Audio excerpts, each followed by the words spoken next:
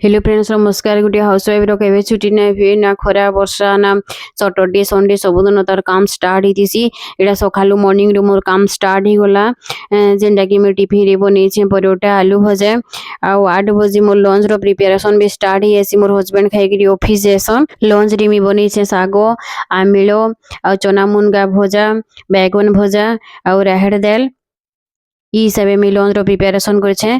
आउ तापरे मोर बाकी काम माने स्टार्ट हे आसी। मोर रंधा सले की एटा कपड़ा के मी लोडिंग कर देली आउ गो खरीना मजा दिन आसले त आउ टे टेंशन एसी सबु खरीना कीटा माजी देली। आउ बारी आड़े भी हमर बहुत गज अछि ताहा कि मझे मझे क्या नेबार की पड़सी पानी देबार की पड़सी किते फूल देखुन किते प्रकारर आउ यादी शीत थी तो गंजा फूल बहुत टी फुटुचे आउ बहु प्रकारर गज अछि। एटा आम गज देखुन किते बोल आइछि बहुत टेस्टी आम एटा आउ फल गज भी अछि लेम्बू गज भी अछि माया गज भी अछि।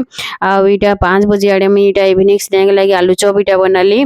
आउ जेन कपड़ा माने सब कांची देली सब सुखीतिला सब के इटा आयरन दे देली। मोर छुआ हॉस्टल जीवा जे सब तार पैकिंग करबार लागि इटा रखी दीचे। ई सब काम सरुन सरुन रातिर 7-8 बजे गला।